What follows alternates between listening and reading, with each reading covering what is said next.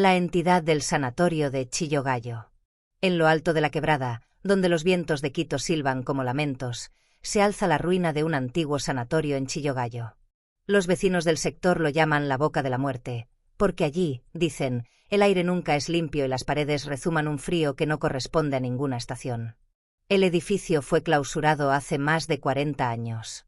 Los registros oficiales hablan de falta de recursos, de abandono médico, pero la gente del barrio conoce otra versión: los pacientes comenzaron a morir de formas inexplicables. No era enfermedad, ni negligencia. Los testigos cuentan que veían sombras sentadas al borde de las camas, murmurando en lenguas que no eran humanas, y los enfermos, apenas escuchaban esos susurros, dejaban de respirar. Con el tiempo, el sanatorio se convirtió en un cascarón olvidado. Las ventanas tapiadas, los pasillos llenos de grafitis y polvo. Pero por las noches, se escucha aún el ruido metálico de camillas arrastrándose, como si los enfermeros siguieran trabajando bajo las órdenes de algo invisible. Una cuadrilla de jóvenes exploradores urbanos entró hace algunos años con cámaras y linternas, buscando evidencias paranormales. Solo uno regresó. En su testimonio, entre sollozos, repitió lo mismo.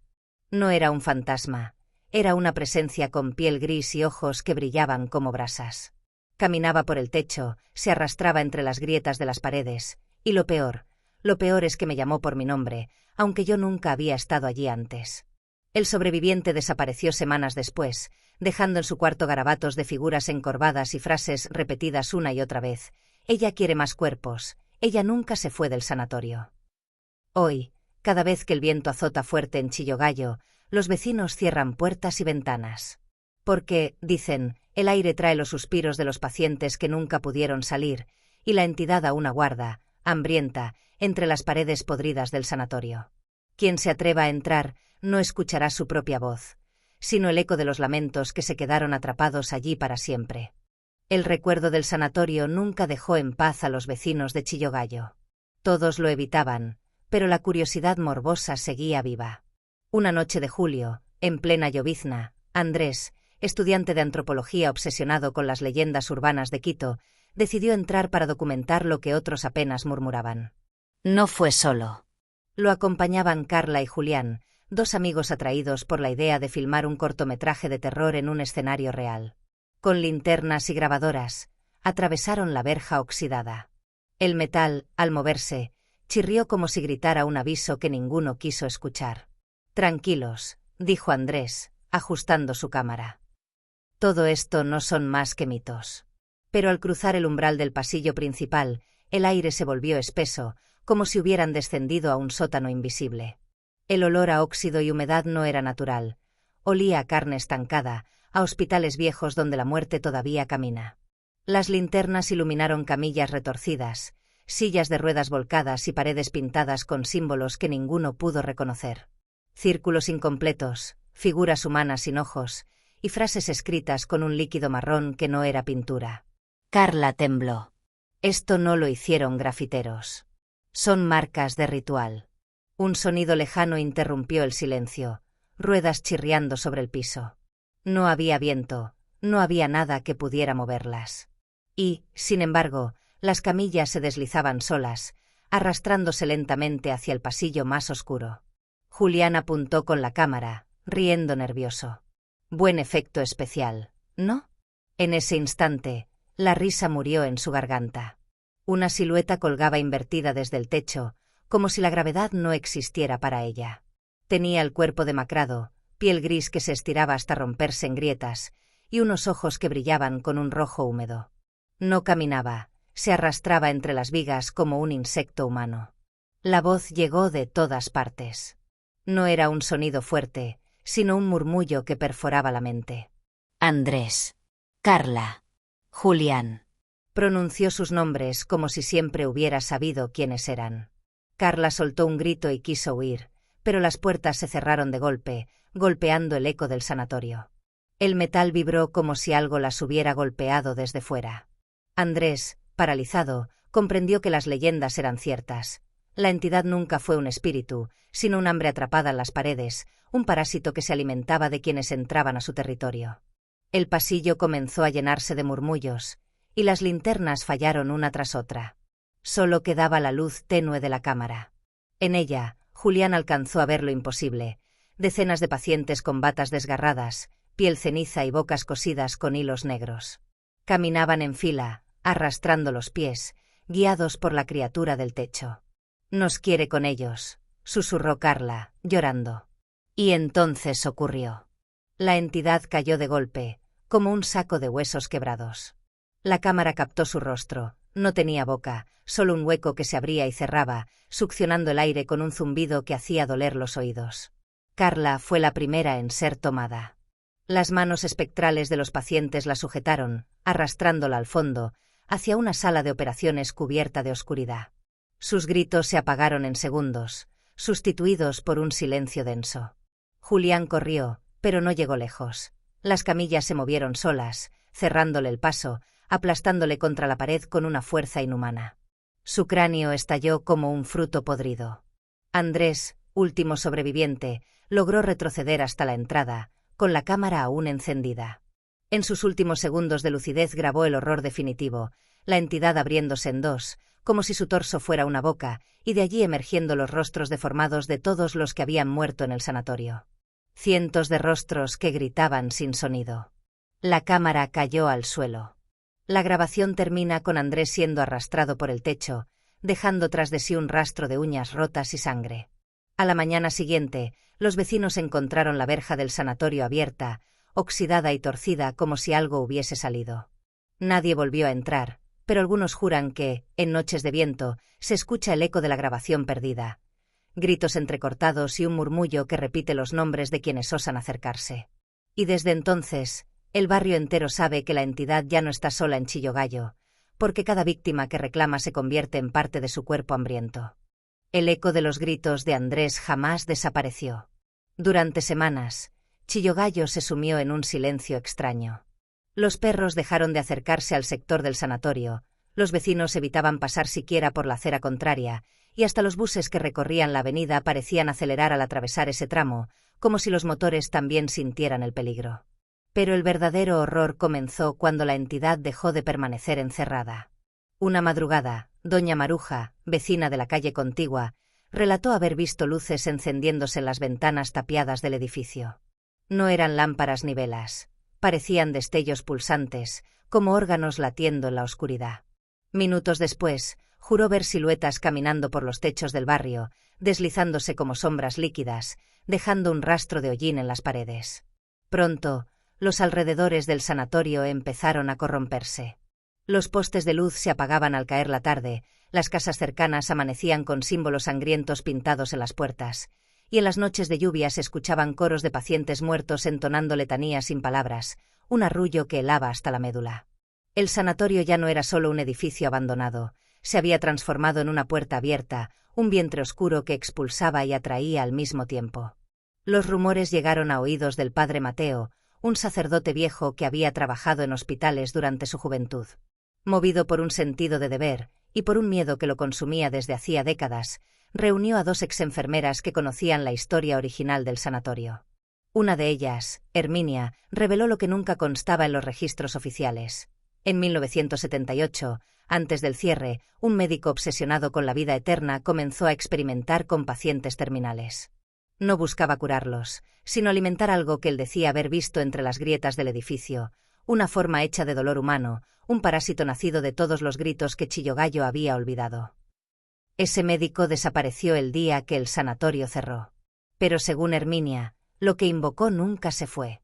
«El edificio está vivo», dijo ella, con voz quebrada. «Cada pared es una costilla, cada pasillo un intestino. Y lo que ustedes llaman entidad, es el corazón que late allí dentro». El padre Mateo, armado con agua bendita y reliquias, decidió entrar con las dos mujeres. Pero ya no encontraron ruinas, sino un cuerpo en pleno crecimiento.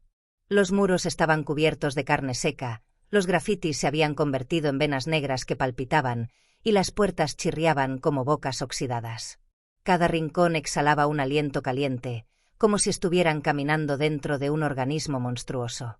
El suelo tembló, y las camillas comenzaron a rodar por sí solas, chocando entre sí. Entonces apareció la multitud, pacientes con agujeros en lugar de ojos, manos cosidas al pecho y bocas abiertas de par en par, como si hubieran olvidado cómo cerrar la mandíbula. Ellos rodearon a los intrusos, formando un círculo ritual. La entidad emergió desde el techo. Ahora era más grande, más deforme. Su torso se abría como un altar de carne donde se veían incrustados los rostros de todos los desaparecidos: Carla, Julián, Andrés y otros tantos que habían entrado por curiosidad. Todos gritaban, pero el sonido no salía de sus bocas, sino de las paredes, que vibraban como un tambor. «No son personas ya», gritó Herminia antes de ser arrastrada hacia la masa gris. Sus huesos crujieron como ramas secas y su rostro se fundió en el torso de la criatura. El padre Mateo alzó su crucifijo, pero al tocar el aire del sanatorio, el metal se oxidó y se derritió en sus manos. Una voz lo invadió. «Aquí no hay Dios. Aquí solo hay hambre». Carne líquida comenzó a descender del techo, envolviendo a las enfermeras y pegándolas a las paredes como insectos en telaraña. Sus ojos se abrieron desmesuradamente antes de explotar en un chorro negro. Mateo trató de huir, pero cada pasillo lo devolvía al mismo sitio, el quirófano central. Allí, la entidad abrió su pecho como un portal, y en su interior no había órganos, sino el barrio entero de Chillogallo reflejado en una versión podrida, casas hundidas en sangre, calles llenas de cadáveres caminando, y un cielo cubierto de nubes rojas. El sacerdote entendió que la entidad no quería quedarse en el sanatorio, quería tragar al barrio entero. Sus últimas palabras fueron una oración rota, interrumpida por el sonido de huesos quebrándose. Mateo fue absorbido en el torso monstruoso, su cuerpo convertido en otro rostro suplicante en la carne de la criatura. Esa misma noche, los vecinos vieron cómo el edificio palpitaba como un corazón gigante, y el aire del barrio se llenó de un hedor insoportable. Desde entonces, nadie se atreve a mirar hacia las ventanas del sanatorio, porque entre las grietas pueden verse los ojos de quienes alguna vez fueron humanos, vigilando, esperando, llamando a los vivos por su nombre. Y lo peor es que ya no se sabe dónde termina el sanatorio. Tal vez, poco a poco, todo Chillogallo está siendo devorado desde adentro, convertido en un solo cuerpo monstruoso, con una sola hambre insaciable. Hola. Antes de que sigas disfrutando de este contenido, tengo algo importante que decirte. ¿Ya eres parte de nuestra comunidad? Si no lo eres, este es el momento perfecto para unirte. Al suscribirte, te aseguras de no perderte ningún vídeo nuevo. Accedes a contenido exclusivo y sorpresas especiales. Dale al botón de suscribirse y activa la campanita para ser el primero en ver nuestras novedades. Y ya que estamos, ¿qué opinas de este vídeo hasta ahora? Déjame un comentario, me encantaría saber lo que piensas. Tu apoyo marca la diferencia. Gracias por estar aquí. Ahora, volvamos al vídeo. El sanatorio había dejado de ser ruina. Desde la noche en que el padre Mateo fue absorbido, las paredes comenzaron a crecer hacia afuera, como raíces negras que reptaban por el suelo del barrio. Al amanecer, los vecinos encontraron el asfalto agrietado y cubierto de venas que latían, extendiéndose como un cáncer. Las casas cercanas empezaron a mostrar signos de corrupción: ventanas que lloraban un líquido viscoso, techos que goteaban sangre espesa y puertas que crujían con voces infantiles pidiendo entrar. Muchos intentaron huir, pero la carretera hacia el centro de Quito amaneció cubierta por niebla espesa.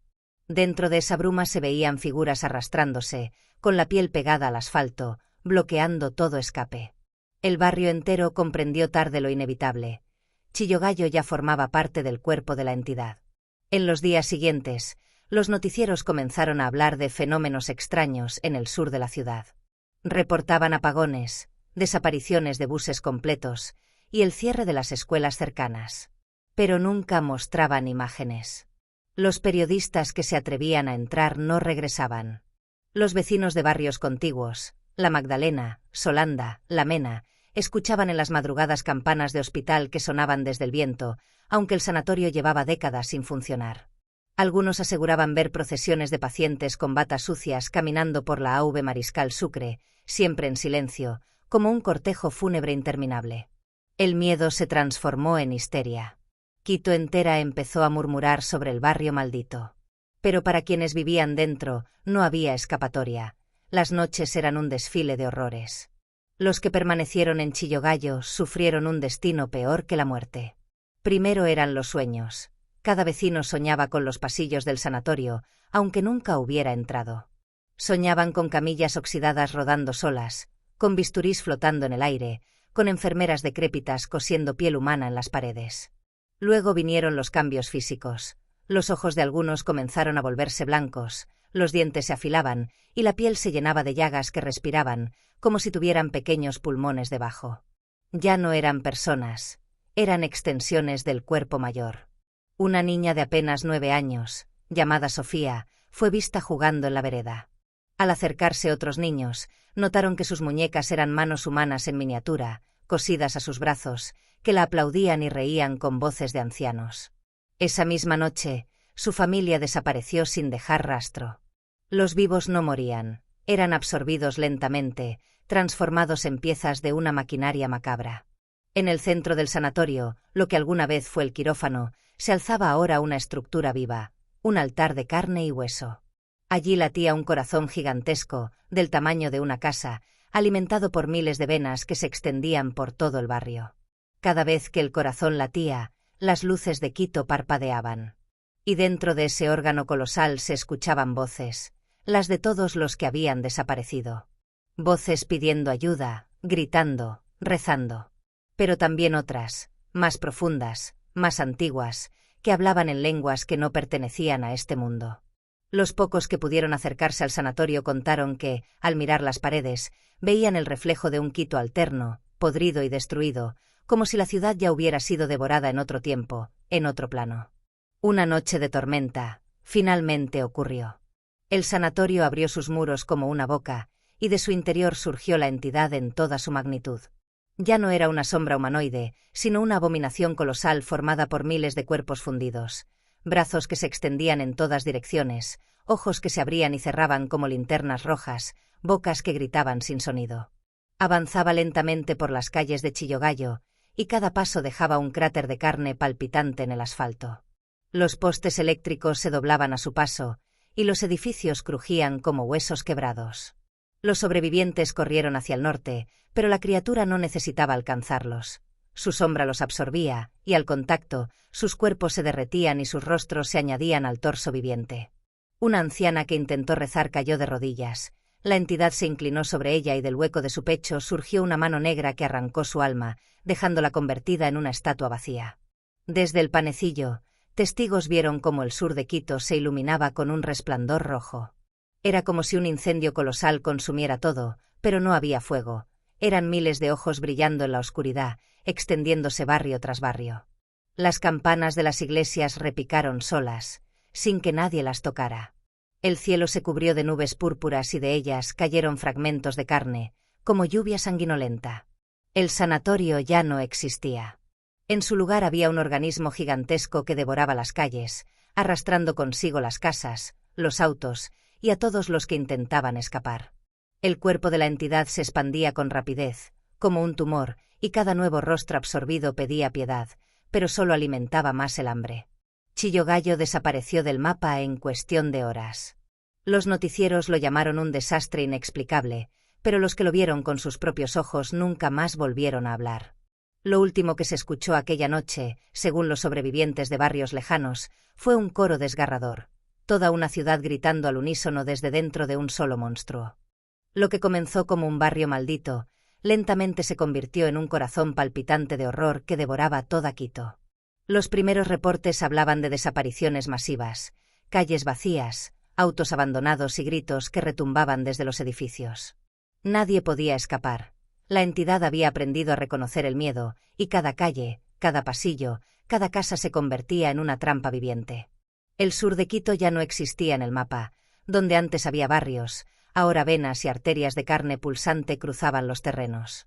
Los ríos parecían coagularse con sangre, y la lluvia traía consigo fragmentos de los vivos, convertidos en piel gris y ojos vacíos, que caían sobre la ciudad como presagio.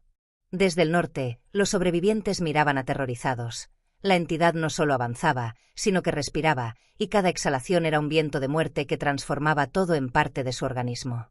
Un grupo de investigadores antiguos, que habían seguido la leyenda desde los años 70, descubrió los textos del médico que fundó el sanatorio. En ellos, se hablaba de una fuerza extradimensional. No es humana, no es de este mundo. Vive del miedo y del dolor, y crece con cada cuerpo que devora. Aquellos que intenten contenerla morirán, y quienes la miren a los ojos, se unirán a ella para siempre. El médico había intentado crear un puente entre mundos, una criatura que absorbería a la humanidad y la transformaría en un solo organismo consciente, un corazón oscuro latiendo en la tierra. Su experimento fracasó, o tal vez tuvo éxito de otra manera, porque la entidad estaba viva y hambrienta de expansión. Desde los últimos refugios, la gente veía cómo la entidad comenzaba a cubrir el norte de Quito, arrastrando rascacielos, arrancando torres de electricidad y absorbiendo parques y plazas. Los sobrevivientes intentaban refugiarse en edificios altos, pero las paredes mismas parecían doblarse como tentáculos, atrapando a los que estaban dentro. Cada contacto con la criatura transformaba la carne en un mosaico de rostros vivos y huesos fusionados. Quien caía dentro dejaba de ser individuo y pasaba a formar parte de la entidad. Los pocos que grababan imágenes hablaban de un espectáculo apocalíptico, una ciudad entera convertida en un monstruo viviente, con calles que se abrían como bocas, árboles que se transformaban en extremidades y automóviles que se fusionaban como escamas negras. Un sacerdote y un científico lograron escapar a un observatorio en el sur, intentando usar reliquias antiguas y tecnología para detenerla. Sin embargo, la entidad absorbe la luz, el sonido y la energía. Cada arma, cada ritual, cada grito fue inútil. Cuando apuntaron un cañón experimental que generaba campos de energía para contenerla, la criatura se expandió en 1000 brazos más, absorbiendo incluso la luz del cañón. Los cielos se volvieron rojos, y los sobrevivientes del observatorio murieron instantáneamente al ser succionados por el pulso vital de la entidad. Desde allí se vio el alcance de la devastación. Quito entera ya era el cuerpo de la criatura. Los Andes se reflejaban en su piel gris y húmeda, los volcanes parecían latir con ella, y el viento traía un coro de voces que gritaban los nombres de todos los que habían caído. Finalmente, la entidad se alzó sobre toda la ciudad como un coloso viviente, un monstruo compuesto por miles de cuerpos humanos, edificios y estructuras absorbidas. Su latido fue tan fuerte que el suelo tembló por kilómetros a la redonda, y cada sonido parecía devorar la realidad misma. Quienes miraban desde la distancia contaron lo imposible. El cielo se fracturó, mostrando dimensiones llenas de dolor y cuerpos atrapados, como si la criatura hubiera abierto una puerta entre mundos. Y entonces se oyó un murmullo que lo decía todo. No hay escape. Todos son míos. Los sobrevivientes desaparecieron, las calles se llenaron de carne palpitante, y el planeta entero parecía un simple órgano de la criatura, latiendo en silencio bajo un cielo rojo y vacío. No quedó Quito, no quedó Chillogallo. Solo el cuerpo de la entidad, un corazón gigante devorando el mundo, hambriento, eterno y macabro, cuya sombra alcanzaba cada rincón del planeta. El mundo había terminado, y solo existía el hambre de la entidad del sanatorio de Chillogallo.